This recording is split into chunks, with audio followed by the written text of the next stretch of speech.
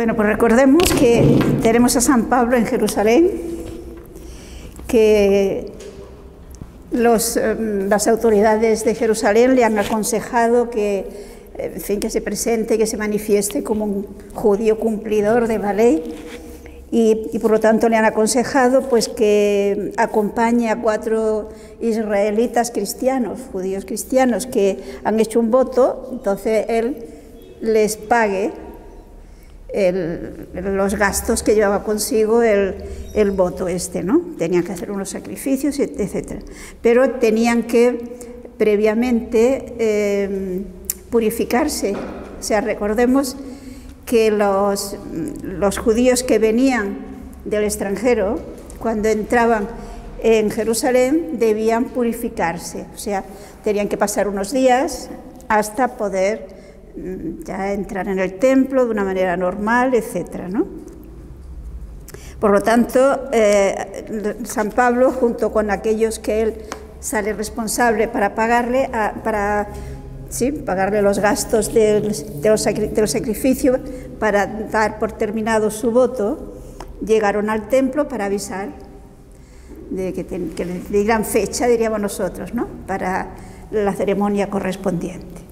Pues leamos los versículos 27 al 30. Cuando estaban ya para cumplirse los 7 días, los judíos venidos de Asia le vieron en el templo, revolvieron a todo el pueblo, le echaron mano y se pusieron a gritar: «Auxilio, hombres de Israel, este es el hombre que va enseñando a todos por todas partes contra el pueblo, contra la ley y contra este lugar, y hasta ha llegado a introducir a unos griegos en el templo, profanando este lugar santo». Pues habían visto anteriormente con él en la ciudad a Trófimo de Éfeso, a quien creían que Pablo había introducido en el templo. Toda la ciudad se alborotó y la gente concurrió de todas partes. Se apoderaron de Pablo y lo arrastraron fuera del templo. Inmediatamente cerraron las puertas. O sea, aquí nos encontramos con que una vez que ya han pasado los 7 días correspondientes para la purificación, pues lógicamente ya podía entrar en el templo. Recordemos que el templo tenía varios atrios. Se trata propiamente del atrio de los israelitas, ¿eh? Pero fijaos que aquí nos encontramos con que no solamente los judíos que hay en el templo, sino todo el pueblo se amotina. Y hay un gran furor, un gran odio, una gran agresividad hacia Pablo. ¿Y por qué? ¿Quiénes son los que inician esto? Si nos fijamos, se trata de judíos, no olvidemos que están en Pentecostés, y hay judíos venidos de diferentes lugares. Pues hay judíos que han venido de Éfeso, o sea, de la parte de Asia, y en concreto de Éfeso o de los alrededores. Y estos son judíos fanáticos que rechazaron a San Pablo y rechazaron el hecho de que Pablo predicara el Evangelio en igualdad de circunstancias a los gentiles. Es decir, fijémonos que el problema que estos judíos tienen es no que haya paganos que han aceptado la religión, sino que estos paganos convertidos están en igualdad de circunstancias con los judíos, y además que les dice que ya no se necesita cumplir la ley de Moisés con todos sus requisitos. No se trata de los 10 mandamientos, evidentemente, eso sí que hay que cumplirlo, pero de todas aquellas reglas relativas, leyes relativas, por ejemplo, a la circuncisión y tantas otras cosas, ¿no?, sobre todo relativas al culto. Y que, por lo tanto, quien salva ya no es la ley de Moisés, sino que es Cristo. Y que lo decisivo era la fe en Jesucristo, y en cuanto a este punto hay igualdad de circunstancias de judíos y de paganos. Entonces, esto es lo que ellos no soportaban. Porque fijémonos que los judíos ya procuraban la conversión de paganos al judaísmo. Pero incluso cuando un pagano, un no judío de raza, digámoslo así, se hacía judío de religión, además de tener que circuncidarse y de cumplir toda la ley de Moisés, cuando ya lo habían hecho, lo consideraban un judío de segunda clase, de segunda categoría. No estaban en igualdad con los judíos nativos, digámoslo así, los judíos de raza. En cambio, San Pablo no hacía distinción. Ante Cristo ya no hay, él dirá, ni judío ni griego, no hay esclavo ni libre, no hay distinción de personas. Para Dios no hay acepción de personas. Y esto es lo que ellos no soportaban. Y entonces fijémonos cómo cuando hay esa actitud de odio, esa actitud de fanatismo, incluso vemos que dan por supuesto cosas que no han podido comprobar. Pero fijémonos que este peligro lo tenemos todos. Cuando hay fanatismo, hay el peligro de considerar un hecho sin que realmente se haya ocurrido, porque se han visto una serie de señales o de actos o de circunstancias que se interpretan en un sentido, sin comprobar si la cosa es cierta. ¿Y qué es lo que ellos les ha escandalizado? Pues que han visto a Pablo en Jerusalén, en la ciudad, no en el templo, en compañía de Trófimo, que era un cristiano de Éfeso, por lo tanto de origen pagano, que ellos conocían, porque se trata de judíos de Éfeso. Y entonces dan por supuesto que San Pablo es tan light, diríamos, pues que bueno, que como no respeta el templo, pues ha metido en el templo a Trófimo. Y eso ya era una profanación del templo, un pagano que entra en la zona de los israelitas. Sabemos que en el templo había la zona, digamos, el atrio de los gentiles, el más exterior, luego estaba el atrio de las mujeres y luego estaba el atrio de los israelitas. Y donde está Pablo es en el atrio de los israelitas. Y allí no podía entrar uno que no fuese judío de raza. Luego, dan por supuesto, insisto, que Pablo ha metido en el templo a Trófimo, eso es una profanación del templo, y por lo tanto hay que matarlo. Y por lo tanto estos de Éfeso piden ayuda a los judíos de Jerusalén, que claro, no conocen todo lo que ha hecho San Pablo en Éfeso y en las demás ciudades de donde vienen estos, ¿no? Ciudades digamos, de fuera de Israel. Y entonces acusan a San Pablo de que no respeta el templo, de que va contra la ley, y por si fuera poco, dicen ellos, ha introducido en el templo a un pagano, o sea, a uno que no es judío. Y si nos fijamos, la gente lo cree. Y hay tal furia que se nos dice que se hace un tumulto no solo de los que están en el templo en aquel momento, sino que el alboroto llega a toda la ciudad.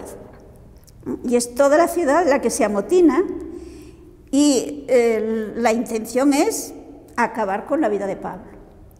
Y nos encontramos, fijémonos, con esta incoherencia.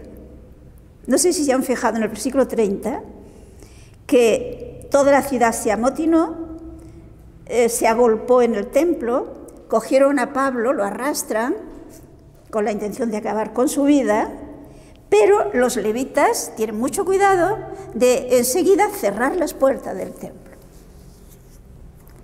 ¿Y por qué cierran las puertas del templo? Pues para evitar que lo maten en el templo y entonces se profanaría el templo. No sé si nos fijamos, es decir, les interesa más que cumplir la ley de que no se produzca un asesinato, porque se trataría de un asesinato, pero bueno, ellos lo ven como una condena a muerte, según su ley, en la parte del templo, y no les preocupa que puedan cometer la tremenda injusticia de matar a una persona inocente. O sea, es interesante que nos veamos que a eso se llega cuando hay fanatismo. Y ese fanatismo se puede producir en cualquiera. Y en este caso, fijémonos que se cumple con San Pablo lo que ya había dicho Jesús. Podemos buscar en el Evangelio de San Juan, en el capítulo 16, los versículos 2 al 3. Os expulsarán de las sinagogas e incluso llegará la hora en que todo el que os mate piense que da culto a Dios. Y esto lo harán porque no han conocido ni al Padre ni a mí. Ellos creen hacer un servicio a Dios. Ellos piensan que están defendiendo los derechos de ellos. Y les lleva a cometer una tremenda injusticia. Pero yo creo que es importante que nos demos cuenta que a eso se llega cuando no hay auténtica caridad.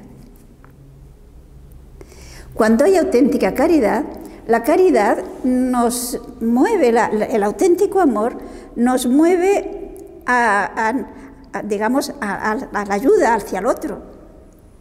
Nos abre para, pensar positivamente y no negativamente respecto del otro. ¿Se acuerdan cómo define San Pablo la caridad?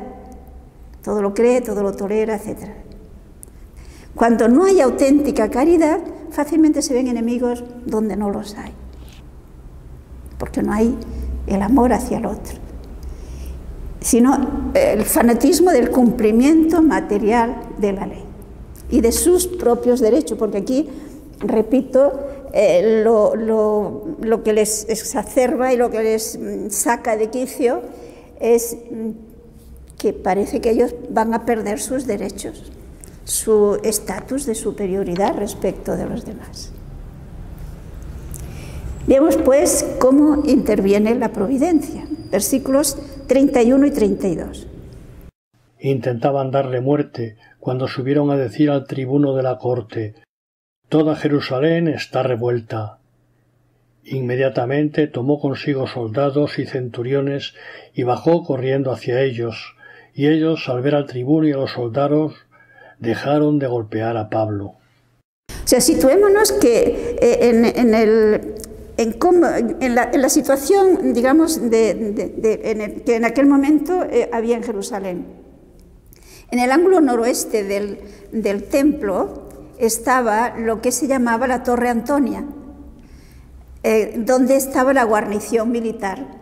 O sea, allí estaban las autoridades, los militares romanos, que eran los que gobernaban en el pueblo, ¿no?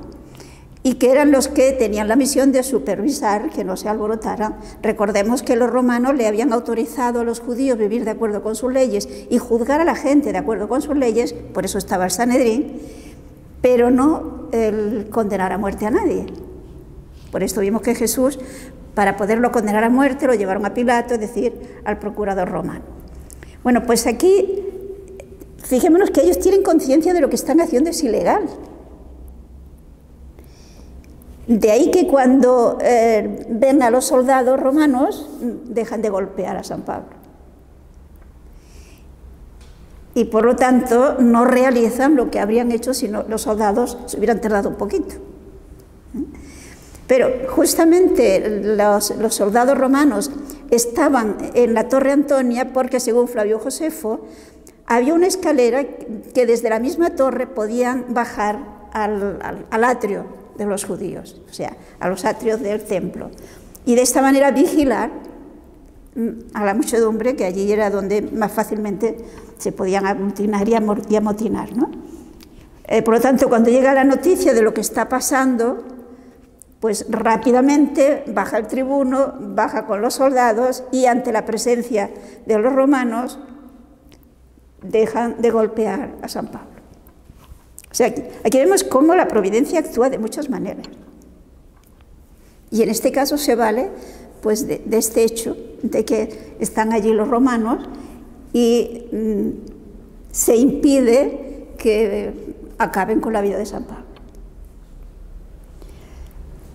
Y es interesante cómo continúa. Vean los versículos 33 al 36.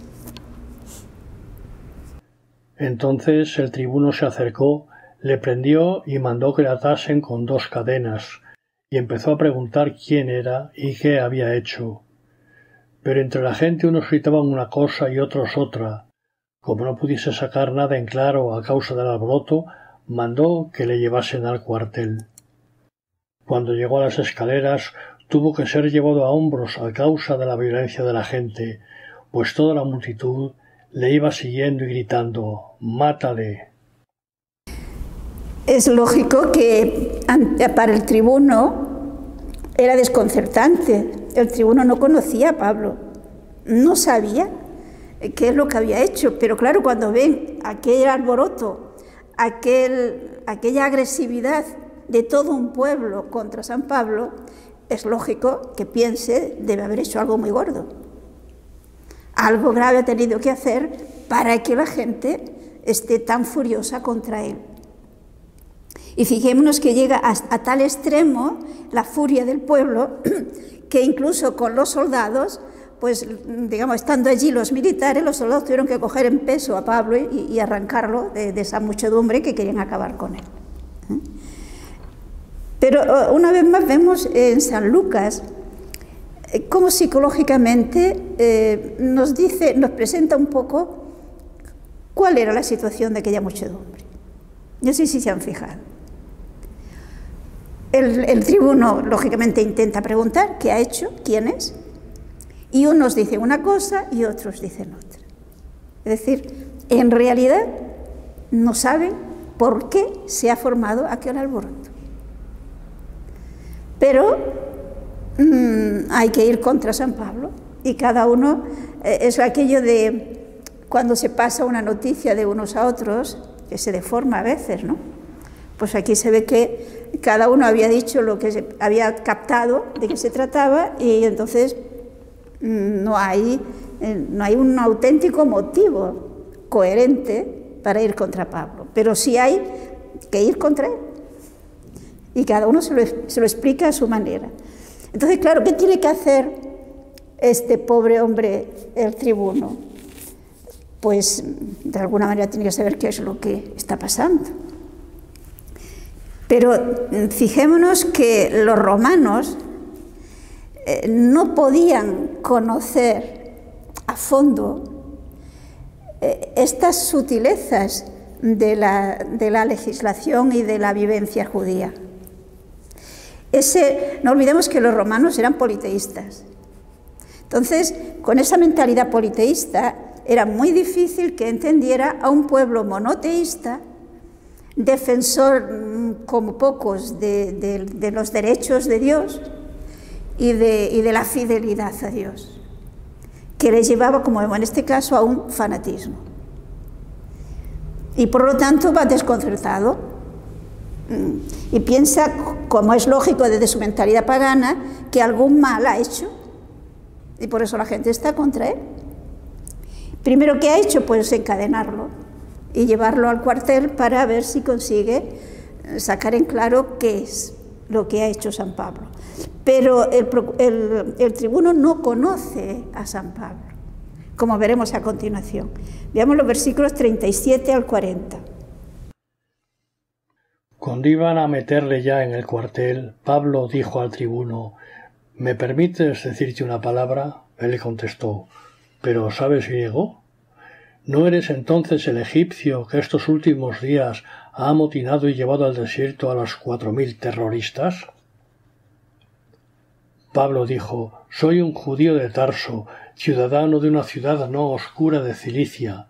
Te ruego que me permitas hablar al pueblo». Se lo permitió. Pablo, de pie sobre las escaleras, pidió con la mano silencio al pueblo, y haciéndose un gran silencio, les dirigió la palabra en lengua hebrea. Aquí, como vemos, el tribuno ha confundido a San Pablo con un alborotador egipcio. Y vemos cómo el tribuno queda un poco impresionado por San Pablo. Es decir, seguramente él se había formado la idea de que era ese egipcio que había alborotado hacía poco. De hecho, el mismo Flavio Josefo nos habla de este egipcio que lo que nos relata aquí, ¿no? Que amotinó a la gente, etc. Pero cuando San Pablo se dirige a él y se dirige en griego, esto ya le sorprende. Ya ve que es una persona culta, que no es un cualquiera. Y Pablo le pide si le permite hablar al pueblo. Y debió quedar el tribuno bien impresionado cuando se lo permite. Y observemos cómo San Pablo, para facilitar, es decir, para que realmente despertara el interés de los israelitas que estaban allí tan alborotados, se dirige a ellos, dice, en la lengua hebrea. Seguramente se dirigiría en arameo, que era el idioma que se hablaba en Israel entonces, es decir, a partir de la salida a partir del cautiverio de Babilonia, según la mayoría, el pueblo de Israel hablaba arameo, que todavía se habla esta lengua por la parte de Irak, allí de la zona de Nínive, según parece, ¿no? Y San Pablo les dice al tribuno en primer lugar, y luego se lo va a decir al pueblo, que él es judío de raza, y además no de cualquier ciudad, sino que es de Tarso, de la ciudad de Cilicia, y que por lo tanto, digamos, no es una persona que si está allí es porque tiene un cierto nivel de conocimiento y de cultura, por decirlo de alguna forma, ¿no? Y de esta manera el tribuno le autoriza efectivamente a hablar. Y aquí nos podemos imaginar a San Pablo, lo han subido la escalera, por lo tanto él está arriba, todo el pueblo está en el atrio, en el templo, y San Pablo le hace gestos con las manos para que le escuchen y consigue que efectivamente la gente haga silencio y le escuche. Y cuando ve que les habla en arameo, todavía le van a escuchar con más atención. Y entonces en el capítulo 22 nos encontramos que San Pablo cuenta él mismo su conversión. O sea, recordemos que en el capítulo 9 San Lucas nos lo relató. Ahora aquí es él mismo, Pablo, el que nos va a contar. Y por lo tanto va a intentar que que se den cuenta de que él no ha hecho nada contra el templo, no tiene nada contra los judíos, ni contra Moisés, ni nada de esto. Además, una prueba de que él no tenía nada contra el templo es que estaba en el templo cumpliendo, digamos, con lo que todo buen judío hace, ir a orar al templo. Pues veamos el relato que nos da el mismo, como digo, capítulo 22, versículos 1 al 3. Hermanos y padres, escuchad la defensa que ahora hago ante vosotros. Al oír que les hablaba en lengua hebrea, guardaron más profundo silencio, y dijo: Yo soy judío, nacido en Tarso de Cilicia, pero educado en esta ciudad, instruido a los pies de Gamaliel en la exacta observancia de la ley de nuestros padres. Estaba lleno de celo por Dios, como lo estáis todos vosotros en el día de hoy. Como vemos, en el momento que San Pablo empieza a hablar en su idioma, hay todavía más silencio. La gente está sorprendida. Y San Pablo empieza presentándose, lo que podríamos decir, ¿no?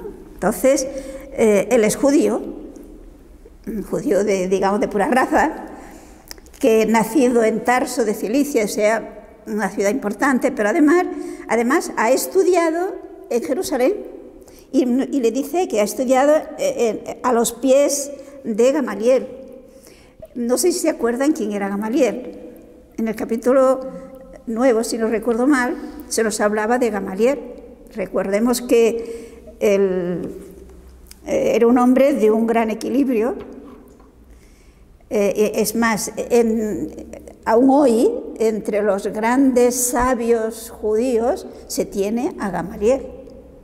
Es decir, un gran personaje, yo diría que algo así como para nosotros Santo Tomás de Aquino. Por lo tanto, que él haya sido educado por Gamaliel, esto ya es un plus. Y además, justamente porque ha estudiado con Gamaliel, pues ha estudiado todo el rigor de la ley de Moisés, porque era un buen profesor, era un gran teólogo, diríamos nosotros un gran rabino, y por consiguiente es una persona que conoce a fondo la ley de Moisés y que él ha sido muy celoso de la ley de Moisés. Después lo va a explicar más, Pero si nos fijamos en esto que dice, que Él ha sido muy celoso como todos vosotros lo sois hoy. Es decir, fijémonos que Él reconoce que si están tan furiosos, si están alborotados, es porque se sienten, son celosos por los derechos de Dios, son celosos porque se cumple la ley de Dios. Pero es un celo, fijémonos lo que dirá San Pablo en la carta a los Romanos, en el capítulo 10, versículos 1 al 3. Hermanos, el anhelo de mi corazón y mi oración a Dios en favor de ellos es que se salven. Testifico en su favor que tienen celo de Dios, pero no conforme a un pleno conocimiento, pues desconociendo la justicia de Dios y empeñándose en establecer la suya propia, no se sometieron a la justicia de Dios. O sea, observemos cómo dice San Pablo su amor a Israel. Es decir, Pablo es judío, es israelí, y por lo tanto ama a su pueblo.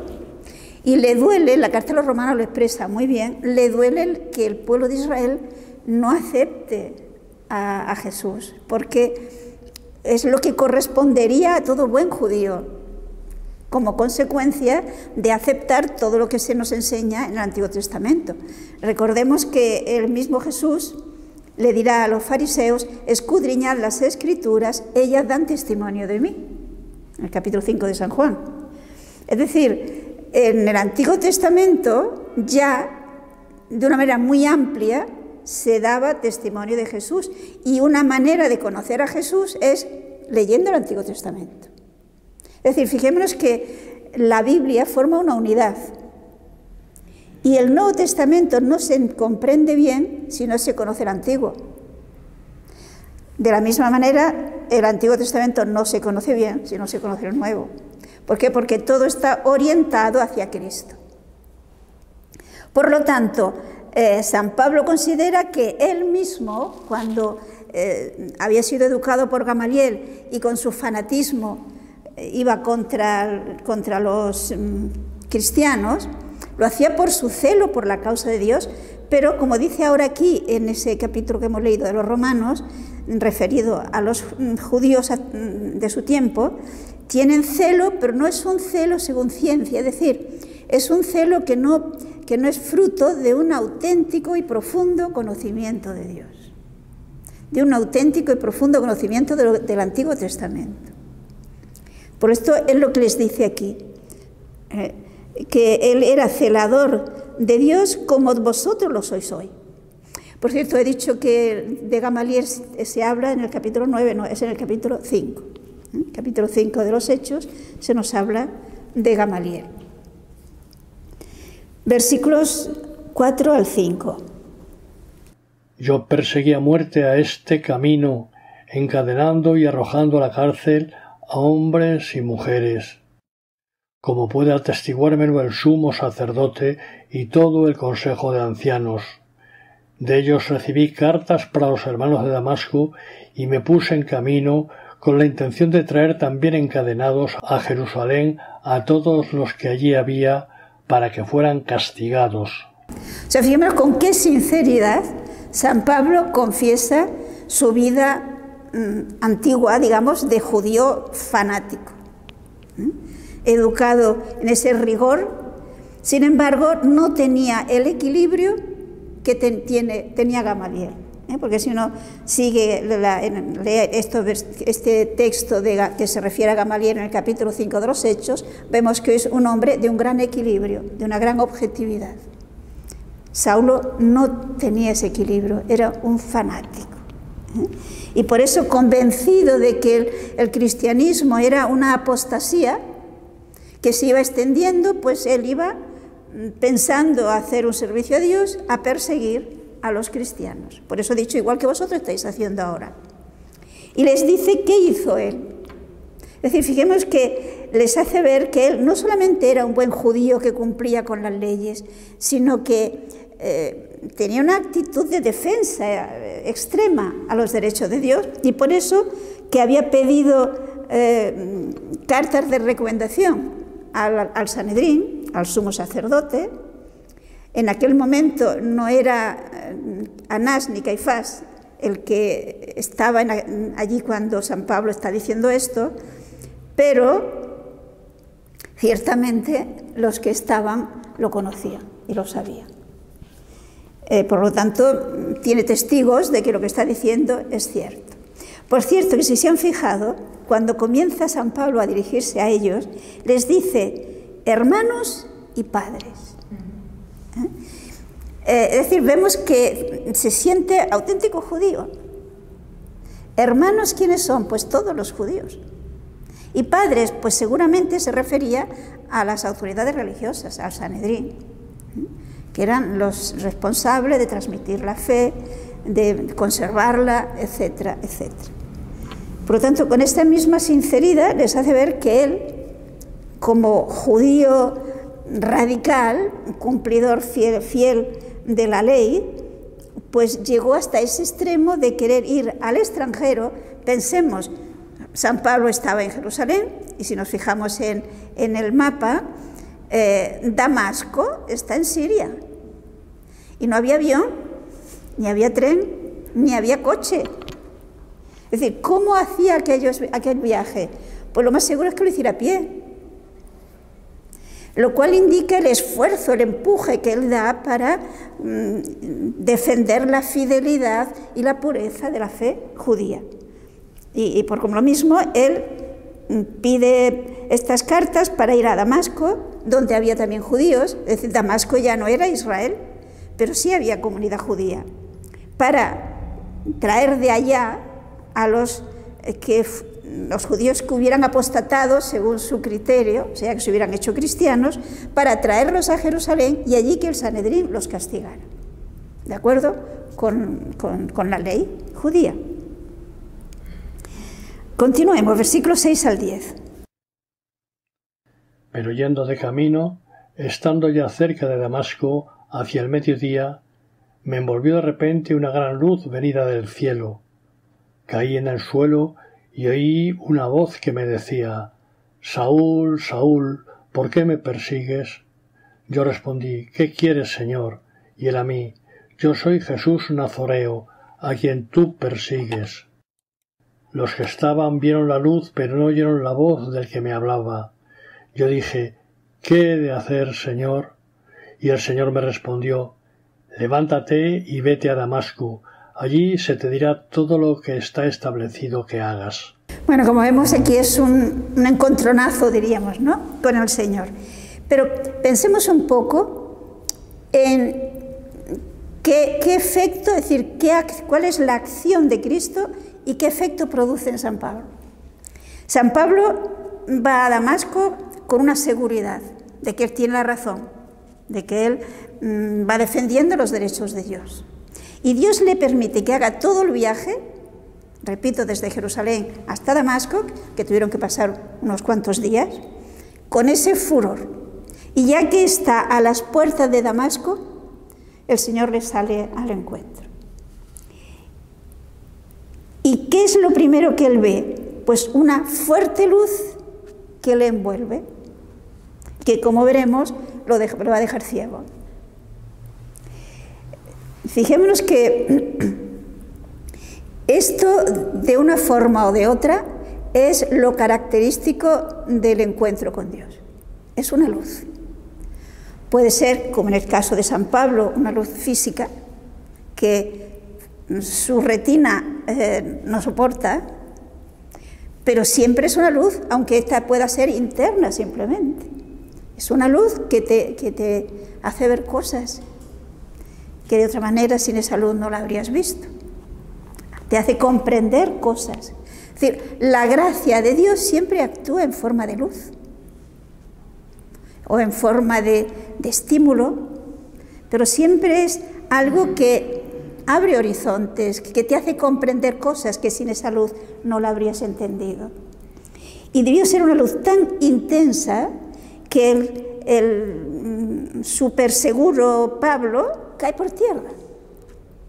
Fijémonos que esto es lo primero para conseguir una conversión, para que alguno de nosotros realmente pueda llegar a una conversión. Lo primero que es caer por tierra, no físicamente, pero sí en esa actitud de de humildad, de reconocer que estaba equivocado, de saber aceptar que las cosas yo iba equivocado, no son como yo pensaba.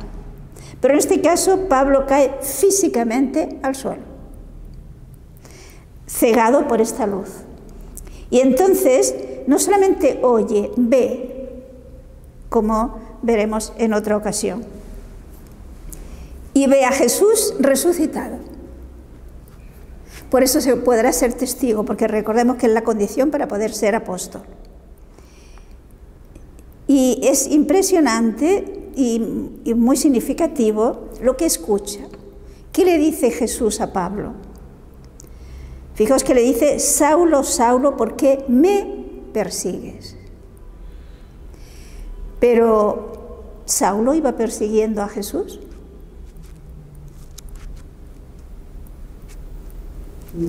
¿A Jesús personalmente? No. Pero estaba persiguiendo a los que creían en Jesús, a los bautizados.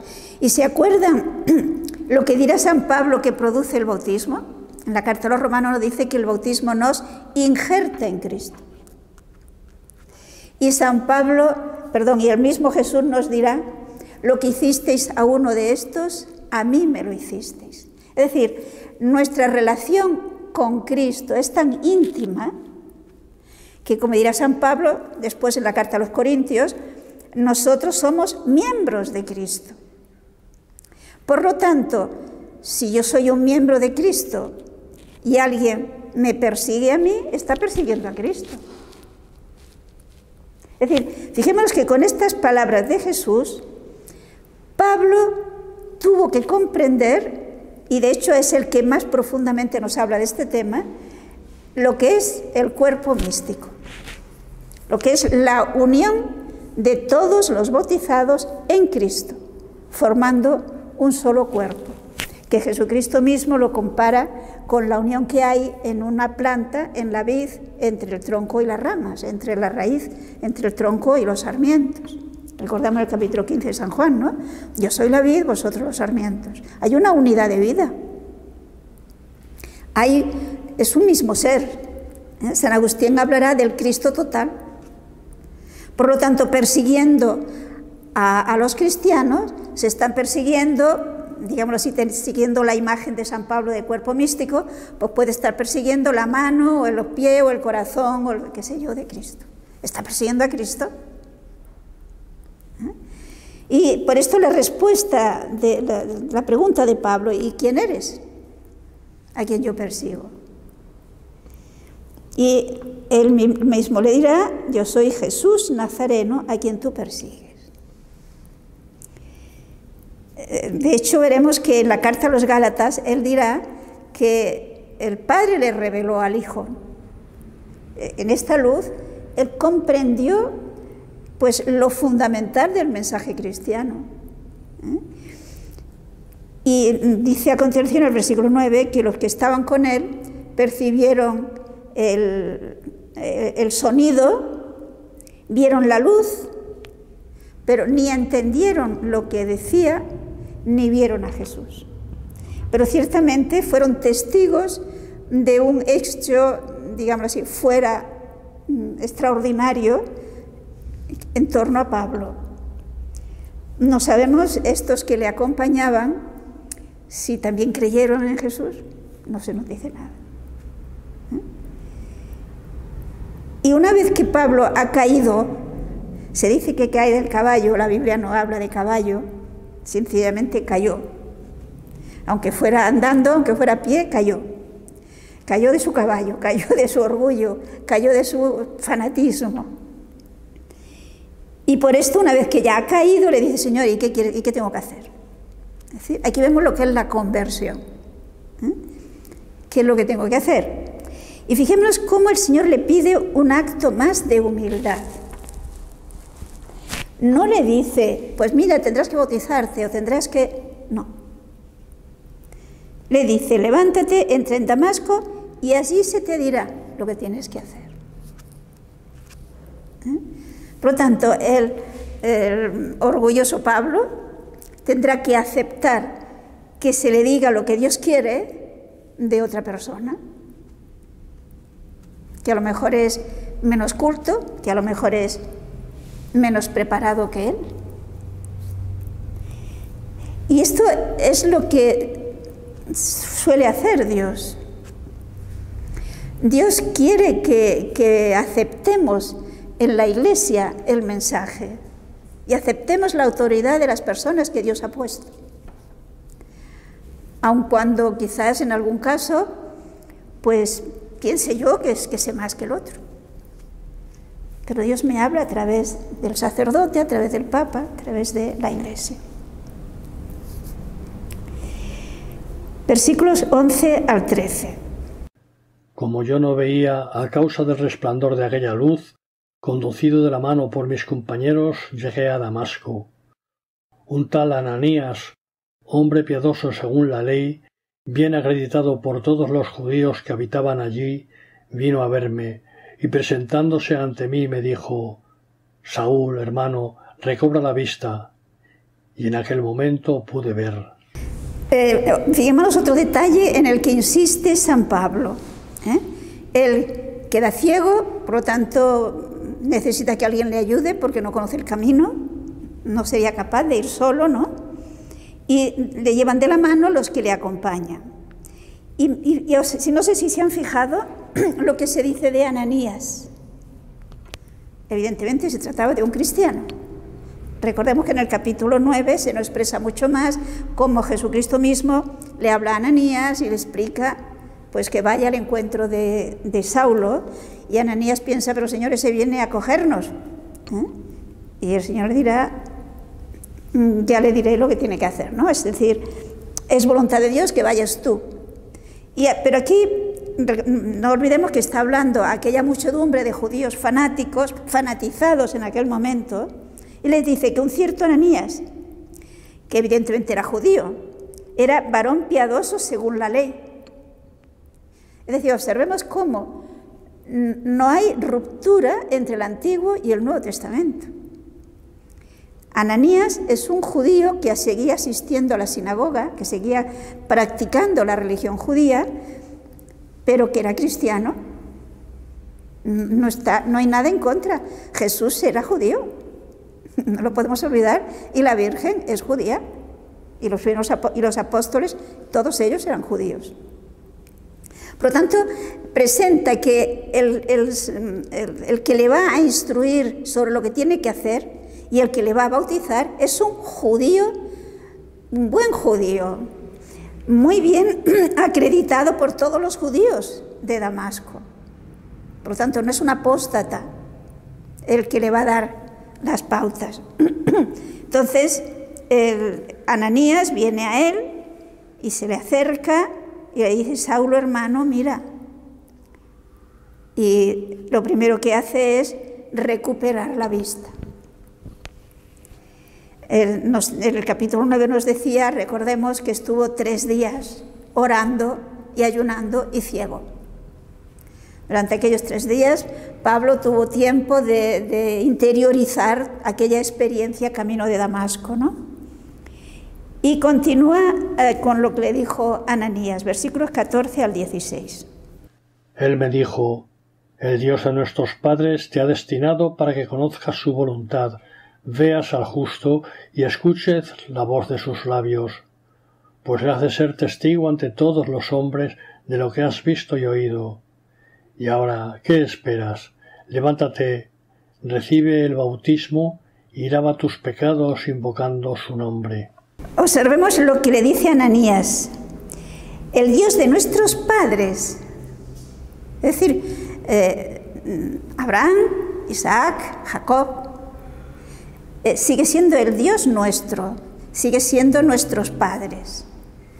Repito, no hay ruptura. Pablo sigue siendo un buen judío, porque sigue fiel a la voluntad de Dios, el Dios de nuestros padres. Entonces, es ese Dios de nuestros padres el que te ha escogido a ti con una vocación concreta, y por eso ha hecho que vieras al justo. Es decir, tú has tenido que ver a Jesús glorioso, resucitado, porque es como ahora está Jesús, para que pueda ser testigo.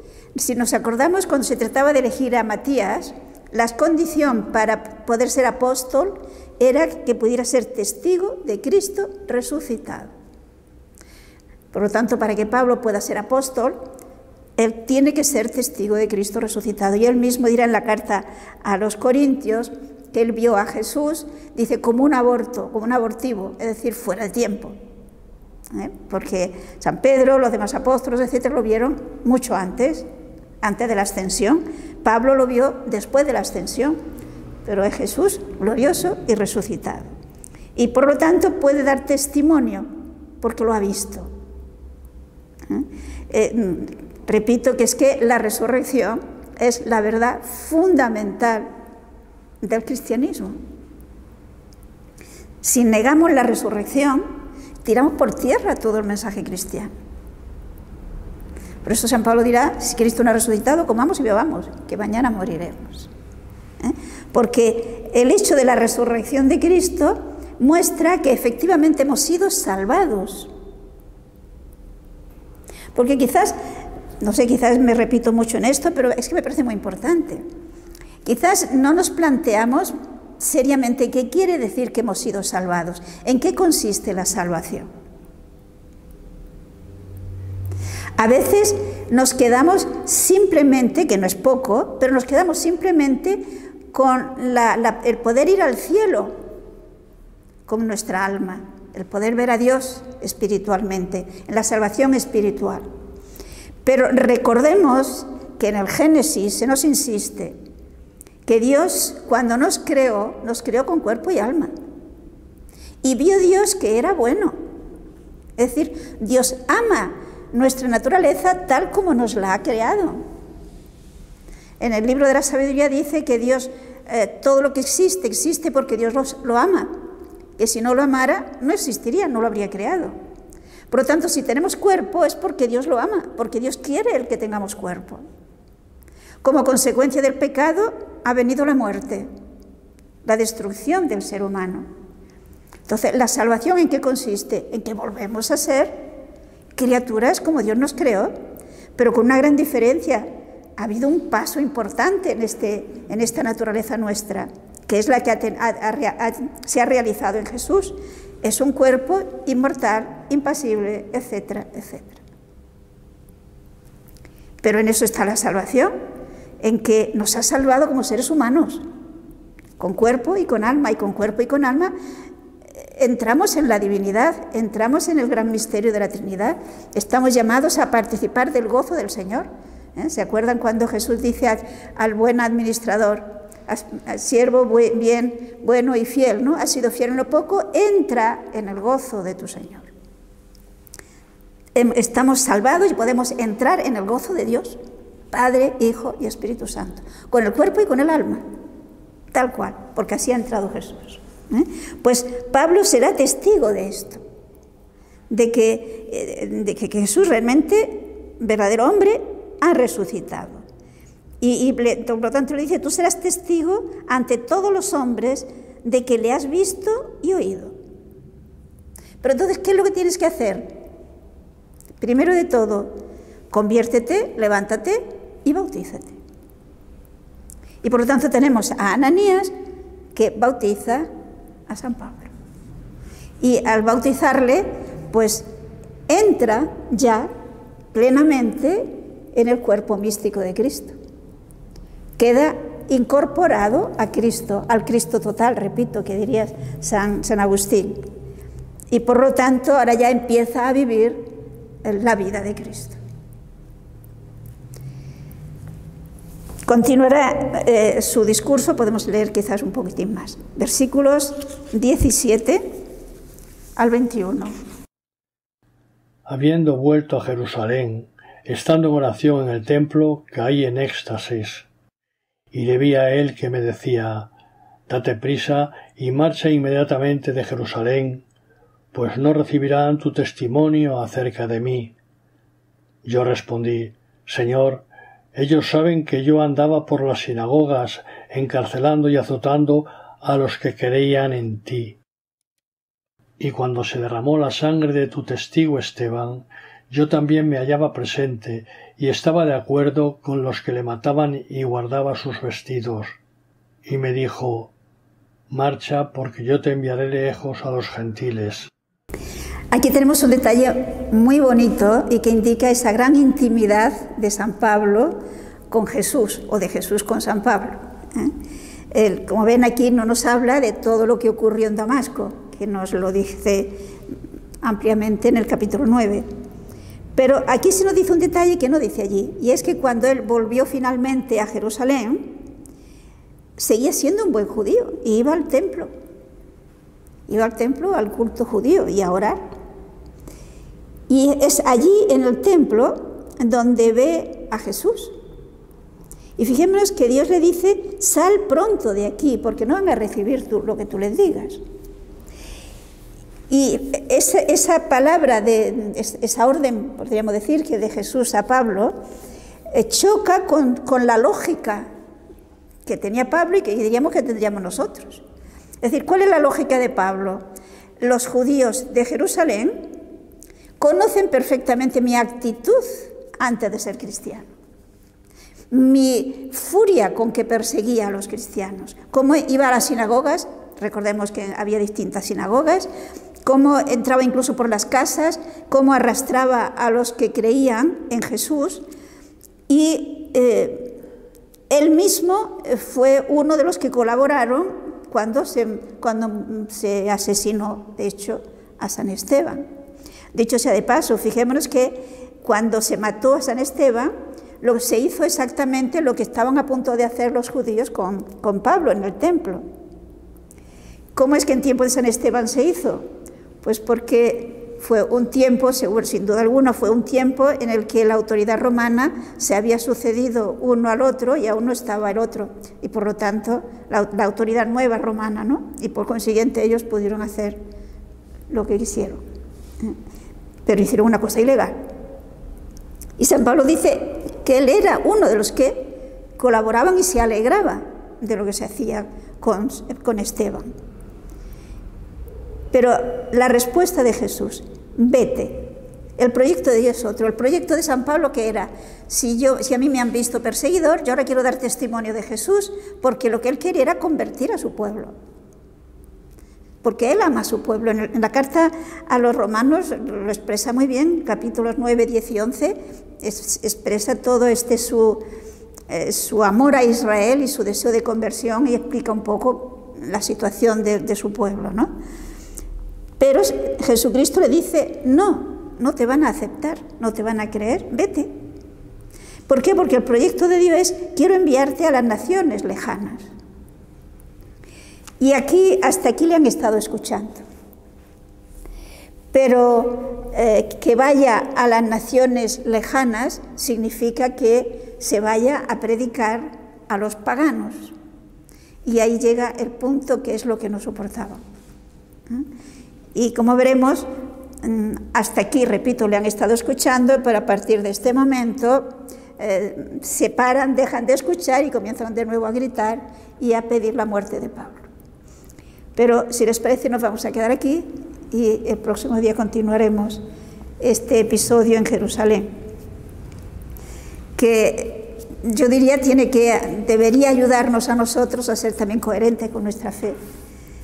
Yo no sé si entre nosotros hay también ese amor a Jesucristo y ese deseo de que lo conozcan los demás. Si tuviéramos ese amor a Jesucristo, no podríamos quedar impasivos sin que nos importe el que haya tantas personas que no conocen a Jesús, que se alejan de Jesús y que ofenden a Jesús y a la Iglesia, porque cuando se ofende a la Iglesia, se ofende a Jesús, como hemos visto en este texto. Pues pensémoslo un poco, es tiempo de planteárnoslo, ¿no?